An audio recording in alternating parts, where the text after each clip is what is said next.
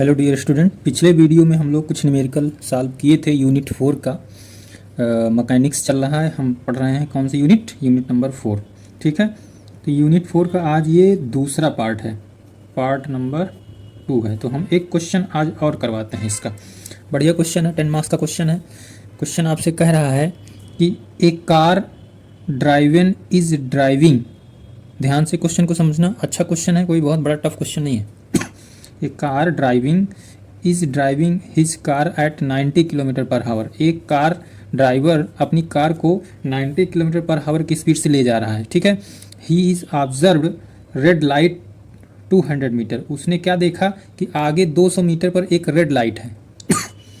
मतलब red light का एक क्या है, सिंबल दिखाई दे रहा है उसको। इसका मतलब गाड़ी आगे उसके रोकना पड़ेगा। The traffic light is timed to remain red from 15 second. यानी कि वो एक चीज़ और ऑब्जर्व करता है ड्राइवर, वो देखता है कि जो ट्रैफिक वाली रेड लाइट है वो 15 सेकंड तक अभी रहेगी। कहाँ पे उसने देखा, 200 मीटर के रेंज पर देख लिया था। If driver wishes to pass the light without stopping, वो चाह रहा है कि मेरी बिना गाड़ी रुके हुए मैं अपनी गाड़ी की स्पीड को कितना मिनिमम कर लूँ कि 200 मीटर तक जाते जाते वो 15 सेकंड का टाइम क्या हो जाए, चला जाए, और मेरी गाड़ी बिना रुके सिग्नल को क्या करे, आगे क्रॉस करके निकल जाए। तो वही आपको क्या निकालना है, find the required minimum D acceleration. D acceleration का मतलब उसको अपनी गाड़ी की स्पीड को कितना कम करना पड़ेगा कि गाड़ी बिना रुके हुए सिग्नल को आगे क्या कर दे, पास कर जाए। यानी कि सिग्नल हमारा रेड से क्या हो जाए, ग्रीन हो जाए और गाड़ी आगे निकल जाए। यही क्वेश्चन में कह रहा है। तो सबसे पहले हमें ये देखना है कि क्वेश्चन में दिया क्या क्या है। गिवन डाटा, गिवन डेटा क्या क्या दिया है क्वेश्चन में अपने पास। क्वेश्चन में कह रहा है speed of car, speed of car कितना दिया है, 90 किलोमीटर पर हावर। ठीक है, ये क्वेश्चन में दिया है। इसके बाद स्पीड, इसके बाद डिस्टेंस दिया है। डिस्टेंस कितना दिया है, 200 मीटर। यानी कि डिस्टेंस यस की वैल्यू दिया है 200 मीटर। ठीक है, ये मीटर में है, ये किलोमीटर पर हावर में है, तो क्यों ना इसको किलोमीटर पर हावर को मीटर पर सेकंड में कन्वर्ट कर लें। तो इसके लिए हमको क्या करना पड़ेगा, 91,000 से अगर मल्टीप्लाई कर दें तो किलोमीटर मीटर में हो गया, और हावर के लिए 60 × 60 से मल्टीप्लाई कर दें तो ये किस में बदल जाएगा। अब इसको कैंसिल आउट कर लो, 0 0 कट गया, 36 9 चौक 36 4 10, इसका मतलब ये आ जाएगा 25 मीटर पर सेकंड। या तो आप क्या करो इसमें 5 या तो इसको 90, जिसे याद है 5/18 से भी मल्टीप्लाई कर सकते हो। इससे भी क्या हो जाएगा, कन्वर्ट हो जाएगा डायरेक्ट, तो यह जाएगा 25। ठीक है, दोनों तरीका मैंने बता दिया है। जो भूल गए हों उन्हें याद कर लें। 5/18 में कन्वर्ट करने मीटर पर सेकंड आता है, अगर 18/5 करोगे तो किलोमीटर पर हावर आता है। ठीक है, तो डिस्टेंस अपने पास ये दे रखा है, टी टाइम की वैल्यू कितना दे रखा है, 15 सेकंड दे रखा है। हमको निकालना क्या, हमको एक्सेलरेशन निकालना है। तो यार कौन सा इक्वेशन लगा दें, हमें पता है मोशन ऑफ इक्वेशन कितने प्रकार के होते हैं, 3 प्रकार के ना। मोशन ऑफ इक्वेशन कितने प्रकार के होते हैं, 3 होते हैं। मैं यहाँ पे लिखे दे रहा हूँ, शायद सबको याद होगा, ये बहुत छोटी चीज़ है। Equation of motion high school में पढ़ के आए हो। इक्वेशन ऑफ मोशन कितने प्रकार के, 3। पहला कौन सा है, v बराबर u प्लस AT। ये क्या है, इनिशियल वेलोसिटी है u, v फाइनल वेलोसिटी है, t टाइम है, ए क्या है, एक्सेलरेशन है। दूसरा इक्वेशन का पढ़े हैं हम, s बराबर ut plus half AT square या GT स्क्वायर, है ना। इसके बाद तीसरा कौन सा होता है, v स्क्वायर बराबर u स्क्वायर प्लस 2as। अब इन सारे सिंबल का मतलब आपको पता होगा, उम्मीद करता हूँ ये चीज़ें आपको पता होंगी। तो हम यहाँ पे लगा देते हैं s बराबर ut plus half AT square, क्योंकि हमें एक्सेलरेशन निकालना है। अब सोच रहे हो एक्सेलरेशन इसमें भी तो है, लेकिन यहाँ पे हमें क्या दिया है, स्पीड दे रखा है बाइक की।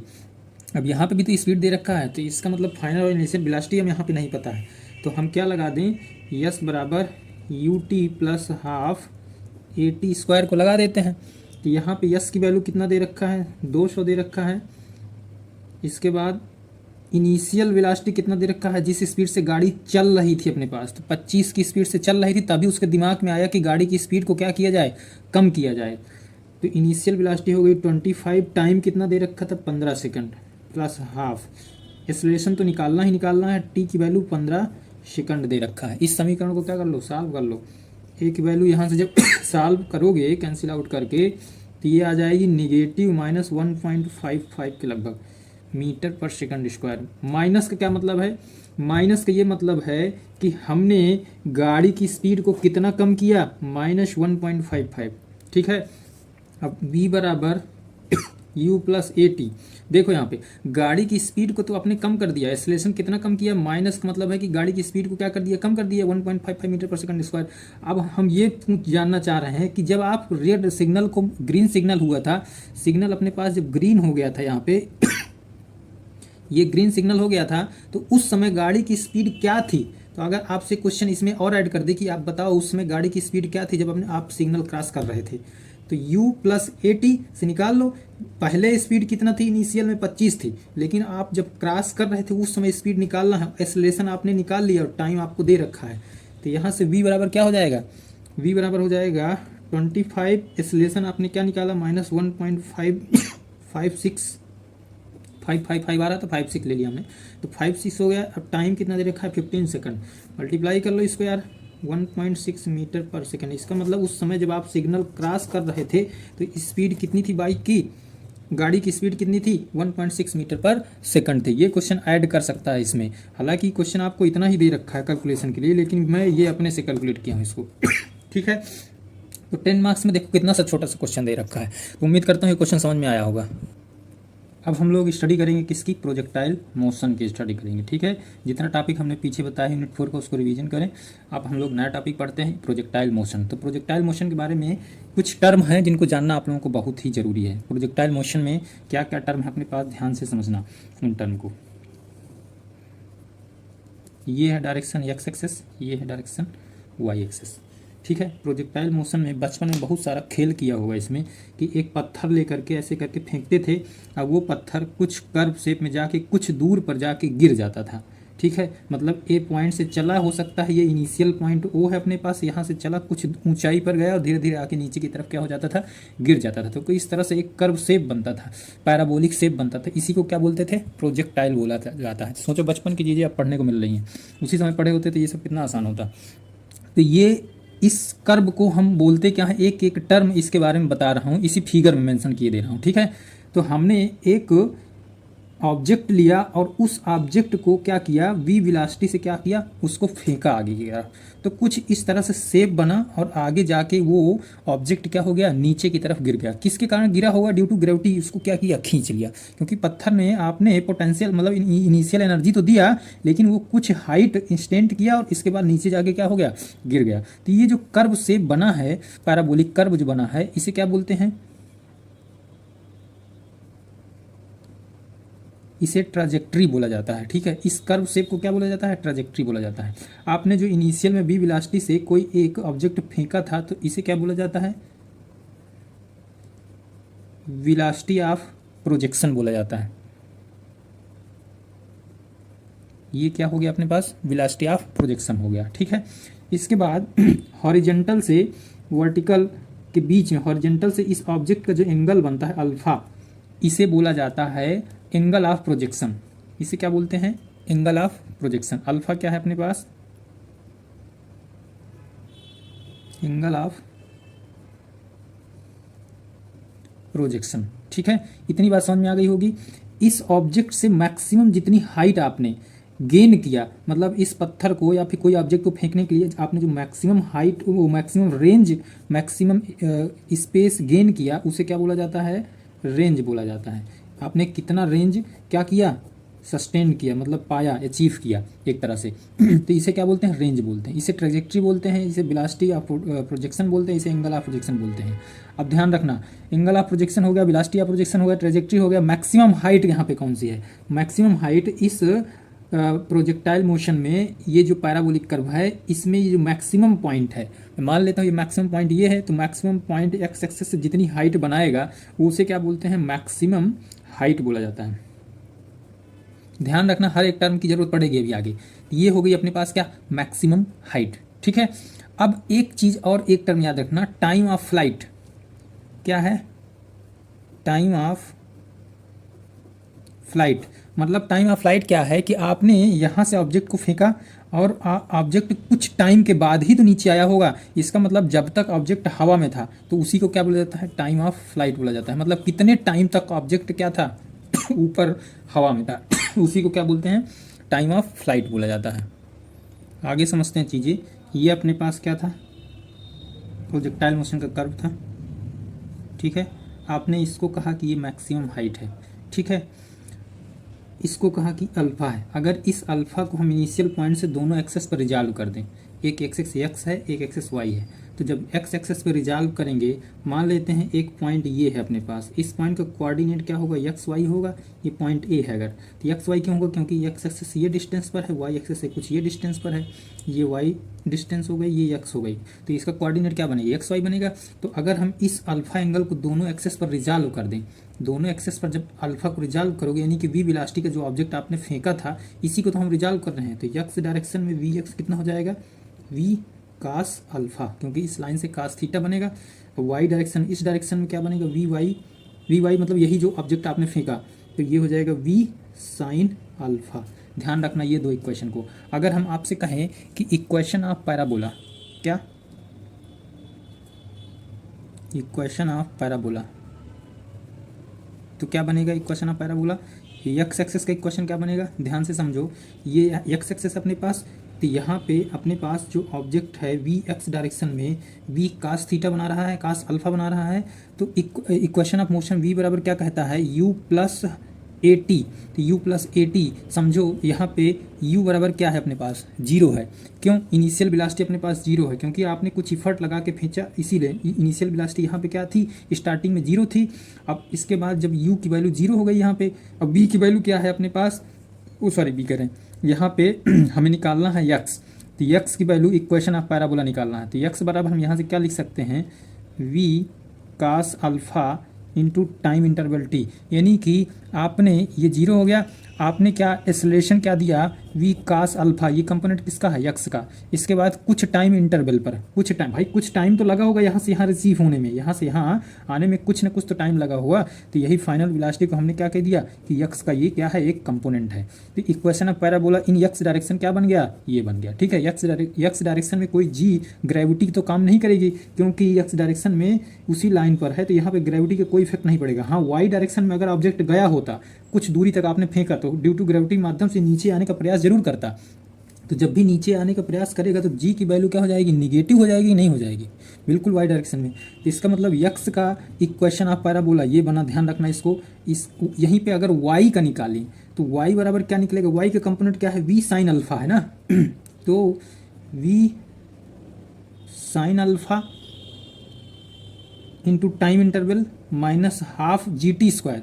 जी की वैल्यू अपने पास निगेटिव है, क्यों, क्योंकि ऑब्जेक्ट को जब वाई डायरेक्शन में आप फेंकोगे तो कुछ टाइम के बाद वो नीचे ही तो आएगा। इसका मतलब जब नीचे ऑब्जेक्ट आएगा तो जी की वैल्यू क्या हो जाएगी, निगेटिव हो जाएगी कि नहीं, निगेटिव हो जाएगी। तो वही हमने लिखा minus G into time interval T square. ये कौन सा इक्वेशन से हमने निकाल लिया, वही इक्वेशन कौन सी जो हमने अभी पीछे बताया था, यस बराबर U T plus half G T square वाला। तो वहीं से y की वैल्यू हमने y के लिए क्या निकाल लिया, पैराबोला का इक्वेशन निकाल लिया। तो ये है अपने पास y का पैराबोला का इक्वेशन, यहाँ पे प्लस होगा। इसको सॉल्व कर लो आप, जब इसको सॉल्व करोगे तो क्या आएगा, y बराबर v sine alpha into t minus half G T square. ये दो समीकरण याद रखना, एक ये x वाली, एक ये y वाली। तो ये दो इक्वेशन है किसके लिए, पैराबोला के लिए, पैराबोला के लिए। इसी के माध्यम से हम बता देते हैं, बचपन में आपने क्या पढ़ा था, एक इक्वेशन पढ़ा था कि अगर y बराबर एक्स स्क्वायर आए तो ये किसका इक्वेशन है, ये पैराबोला की इक्वेशन। 12th के मैथ में ये चीज़ पढ़ा होगा। अब ये y बराबर एक्स स्क्वायर कहीं आ रहा है क्या, नहीं आ रहा है, आएगा, क्योंकि यहाँ से t की वैल्यू इक्वेशन में समीकरण में रख दो, t यहाँ से ट्रांसफर करके, तो जब इसको सॉल्व करोगे तो y बराबर एक्स स्क्वायर का एक टर्म आएगा। तो इसीलिए हम कहते हैं कि ये समीकरण किसका है, पैराबोला का है। तो हमें इन सबसे मतलब नहीं है, मैं एक जनरल नॉलेज के लिए ये चीज़ बता रहा था। हमें मेन निकालना क्या है अब मैं आगे बताता हूँ लेकिन इन इक्वेशन का यूज है आगे चल के, तो इसीलिए हर एक टर्म का मैं चीज़ें डिटेल में बताते जा रहा हूँ। अब आपको निकालना क्या है, एक एक टर्म मैं बता रहा हूँ, ध्यान से समझना इसको, बहुत ही इंपॉर्टेंट है ये। एक एग्जाम में पूछा जाता है, प्रूफ करने के लिए पूछा जाता है मैक्सिमम। अब याद रहेगा तभी आप प्रूफ कर सकते हो। अटेम्प्ट, मैक्सिमम हाइट अटेम्प्ट, मतलब हमने क्या पूछा, मैक्सिमम हाइट अटेम्प्ट, आपने ऑब्जेक्ट फेंका तो आप मैक्सिमम हाइट कितना अटेम्प्ट किए, यही आपसे क्वेश्चन पूछ रहा है। आपने ऑब्जेक्ट को फेंका किधर, वाई डायरेक्शन में, तो आपने कितनी मैक्सिमम हाइट अटेम्प्ट किया, ये वाली डिस्टेंस पूछ रहा है आपसे, ये वाली डिस्टेंस पूछ रहा है। तो हम क्या करें, मैक्सिमम हाइट अटेम्प्ट के लिए आपको इस इक्वेशन को फॉलो करना है, v square minus u square बराबर 2as। अभी हमने इक्वेशन बताया था ये वाला। अब यहाँ पे देखो, आपसे कह रहा है मैक्सिमम हाइट अटेम्प्ट। इसका मतलब u यहाँ पे क्या है, इनिशियल वेलोसिटी है। तो इनिशियल वेलोसिटी आपके पास कितना था, y डायरेक्शन में मैक्सिमम हाइट जाएगी कि नहीं जाएगी, तो y डायरेक्शन में जब मैक्सिमम हाइट जाएगी तो y डायरेक्शन में इनिशियल वेलोसिटी आपके पास कितना है, v साइन अल्फा है। ये लो भाई, u बराबर v sine alpha, vertical component की बात चल रही है। अच्छा, फाइनल वेलोसिटी आपके पास कितनी है, फाइनल वेलोसिटी आपके पास 0 है। क्यों? क्योंकि यार ऑब्जेक्ट एक मैक्सिमम हाइट गेन करने के बाद नीचे ही तो आएगा, तो फाइनल वेलोसिटी कहीं ना कहीं मैक्सिमम हाइट जहाँ पे गेन करोगे वहाँ पे फाइनल वेलोसिटी की वैल्यू क्या होगी, 0 होगी ना। चलो ये 0 रख दिया। एक्सेलरेशन की वैल्यू क्या होगी, एक्सेलरेशन की वैल्यू -g होगी। क्यों? क्योंकि यहाँ से ऑब्जेक्ट क्या होगा, नीचे आएगा, तो ये हमने -g ले लिया। इसके बाद यस की वैल्यू को h ले लो, क्योंकि यही हाइट हमको निकालना है। तो ये सारी वैल्यू की इसमें पुट कर दो इक्वेशन नंबर में। इस इक्वेशन में जब सारी वैल्यू पुट करेंगे तो अपने पास क्या आएगा, देखो v की वैल्यू 0 है, माइनस u की वैल्यू कितने हैं, v sine alpha, v sine alpha का स्क्वायर बराबर 2, एक्सेलरेशन कितना है, -g है, यस की वैल्यू कितना है, h है। इसको यहाँ पे रख दो। अब इसको यहाँ पे सॉल्व कर लोगे तो h की वैल्यू हमें चाहिए, h बराबर क्या निकल के आए अपने पास, v square upon 2g sine square alpha. ये h क्या है, ये h है मैक्सिमम हाइट अटेम्प्ट। मतलब आपने कितना पैराबोला एक क्वेश्चन में जब आप ऑब्जेक्ट फेंक रहे थे तो आपने कितनी मैक्सिमम हाइट को अटेम्प्ट किया, तो यहाँ से इस फार्मूले से आप निकाल सकते हो। ये फार्मूला प्रूफ करने के लिए आता है, ये कहाँ से आया हमने बता दिया। ठीक है, उम्मीद करता हूँ ये चीज़ समझ में आ गई होगी, एक दो बार प्रैक्टिस करना अपने आप आ जाएगी। अब हमें क्या निकालना है, अब हमें निकालना है बी पार्ट पे एक एक टर्म बता रहा हूँ, टाइम ऑफ फ्लाइट निकालना है। क्या निकालना है, टाइम ऑफ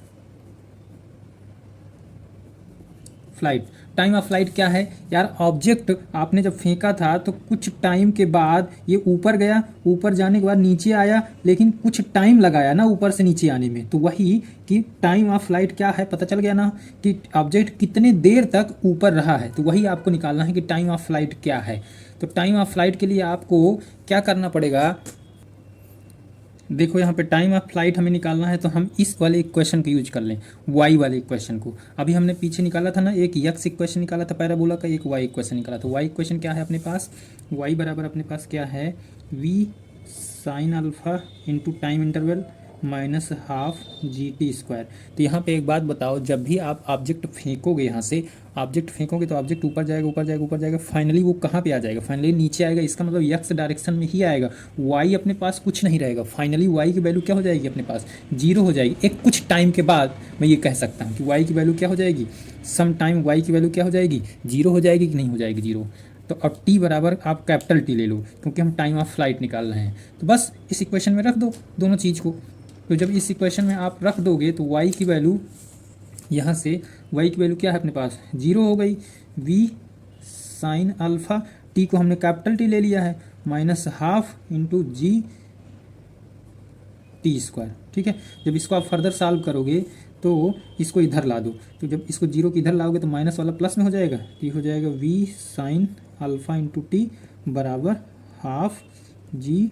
तो एक t से एक t कैंसिल हो गया यहाँ से, तो एक t बचा ना, तो यहाँ से t बराबर क्या हो जाएगा अपने पास, 2v upon g sine alpha. तो ये हो गया अपने पास time of interval, time of flight.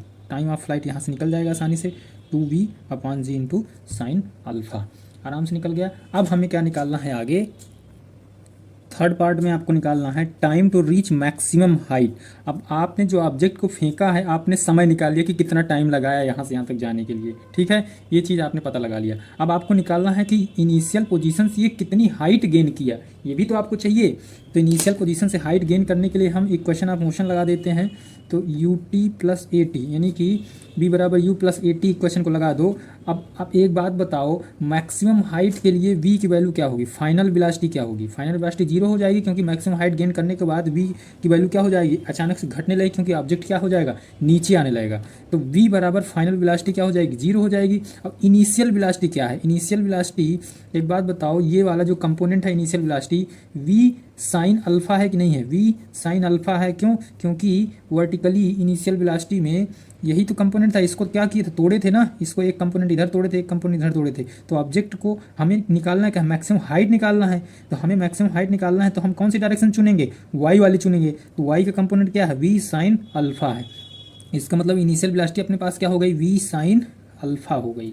Acceleration क्या हो गया, माइनस जी। माइनस जी क्यों, क्योंकि ऑब्जेक्ट क्या होगा, डाउनवर्ड नीचे की आएगा। अब रख दो यहाँ पे, इसकी वैल्यू कितनी है, जीरो है। यू की वैल्यू कितनी है, वी साइन अल्फा है, प्लस ए की वैल्यू कितनी है, माइनस जी है, इंटू टाइम इंटरवल टी हो गया। इसको जब फर्दर सॉल्व करेंगे तो टी बराबर क्या हो जाएगा अपने पास, V Y G sine alpha. ये क्या है फार्मूला, ये फार्मूला है time to reach maximum height, कितना टाइम लगा मैक्सिमम हाइट गेन करने के लिए। उम्मीद करता हूँ ये टर्म भी आपको समझ में आ गया होगा। अब हम निकालेंगे हॉरिजेंटल रेंज, यहाँ से इनिशियल पोजीशन से ऑब्जेक्ट हॉरिजेंटली कितना दूर तक गया होगा।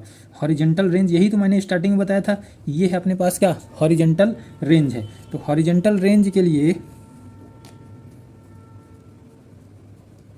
हॉरिजेंटल रेंज हमें कैलकुलेट करना है। तो एक बात बताओ, हॉरिजेंटल रेंज अगर हमें कैलकुलेट करना है तो हम क्या कर दें,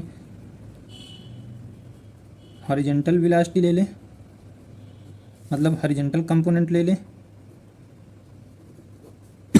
इनटू टाइम ऑफ फ्लाइट ले लें।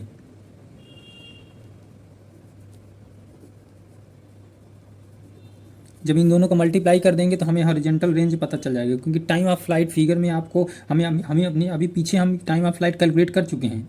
टाइम ऑफ फ्लाइट की वैल्यू हम पीछे निकाल चुके हैं। टाइम ऑफ फ्लाइट क्या आया था, टी बराबर ये आया था यहाँ पे 2v/g साइन अल्फा। तो इसको क्या कर दें, यहाँ पे रख देते हैं, तो हमें क्या पता चल जाएगा, हमें पता चल जाएगा हॉरिजेंटल रेंज निकल जाएगा यहाँ से। तो हॉरिजेंटल वेलोसिटी क्या थी अपने पास, v cos alpha into 2v/g into sine alpha, यही तो था। ये अपने पास क्या हो गया, टाइम ऑफ फ्लाइट हो गया, जो हमें अभी हमने पीछे कैलकुलेट किया। वी कास अल्फा कहाँ से आया इस फिगर से आया। वी कास अल्फा ये क्या है, हॉरिजेंटल अपने पास वेलोसिटी है या हॉरिजेंटल कंपोनेंट हो गया। अब आप इसको फर्दर सॉल्व करो। जब आप इसको सॉल्व करोगे तो यहाँ से देखो, वी स्क्वायर अपान क्या हो जाएगा, जी। अब इसको हम अंदर ले जाते हैं तो ये हो जाएगा 2 sine alpha into cos alpha. ठीक है, तो 2 साइन अल्फा कास अल्फा किसका फार्मूला है, ये है वी स्क्वायर अपान जी, और ये हो जाएगा साइन 2 अल्फा का फार्मूला है क्या, जियोमेट्री में आपने बहुत पढ़ा है इसको हाई स्कूल में। अब यहाँ एक बात बताओ, आपसे मैं अगर पूछूं कि आप एक पत्थर लिए, स्टोन लिए, और आपको फेंकना है, तो कितना एंगल पर आप फेंको कि मैक्सिमम हाइट ना जाके मैक्सिमम हॉरिजेंटल कंपोनेंट में अचीव करो। बचपन में मिलाते थे ना कि कोई ऑब्जेक्ट ले करके अगर दूर तक फेंकना हो, दो बच्चे क्या करते थे कि खड़े होकर के देखते थे, मिलाते थे कि हमारा ऑब्जेक्ट ज़्यादा दूर जाएगा कि तुम्हारा ऑब्जेक्ट ज़्यादा दूर जाएगा। तो यहाँ से पता चल जाता था हॉरिजेंटल रेंज किसकी मैक्सिमम होगी। अगर यहाँ पे साइन अल्फा, ध्यान दो, यहाँ पे साइन 2 अल्फा की वैल्यू अगर हम 1 ले लें, साइन 2 अल्फा की वैल्यू 1, यानी कि साइन 2 अल्फा की वैल्यू 1 कितने डिग्री के एंगल बनाता है, साइन 90 डिग्री की वैल्यू क्या होती है, 1 होती है। तो यहाँ से 2 अल्फा बराबर अगर 1 ले लें तो अल्फा बराबर कितना हो जाएगा, हाफ। इसका मतलब 1 का मतलब है यहाँ पे हम साइन 90 रख देते हैं। तो साइन 90 जब रख दोगे तो अल्फा बराबर क्या बनेगा, 2 अल्फा बराबर ये बनेगा 90 डिग्री, यानी कि अल्फा बराबर क्या, 45 डिग्री।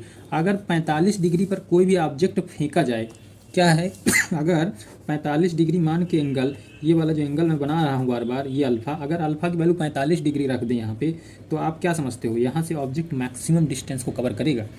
ये ऑब्जेक्ट क्या हो जाएगा, मैक्सिमम डिस्टेंस, ये रेंज की वैल्यू क्या हो जाएगी, मैक्सिमम से मैक्सिमम मिल जाएगी आपको। यही क्वेश्चन ये प्रूव कर दिया, क्वेश्चन ऑब्जेक्टिव में पूछा जाता है। तो उम्मीद करता हूँ ये चीज़ें समझ में आई होगी। हम आज पढ़ रहे थे प्रोजेक्टाइल मोशन के बारे में। तो ये प्रोजेक्टाइल मोशन यहीं पे समाप्त होता है। आगे जो भी बचा हुआ यूनिट 4 में टॉपिक है कुछ थोड़ा बहुत, उसको मैं अगले वीडियो में कवर कर दूंगा। आप पीछे का रिवीजन करते रहिए, मिलते हैं अगले वीडियो में, ठीक है। तब तक के लिए ओके बाय। कोई भी किसी को समस्या हो तो कमेंट में मैसेज करें, नोट्स चाहिए तो वो भी कमेंट में मैसेज करे, और जो कमेंट में मैसेज करेगा उसी को मैं केवल नोट्स प्रोवाइड करूँगा, अदरवाइज बिल्कुल नहीं प्रोवाइड करूँगा, ठीक है। मिलते हैं अगले वीडियो में।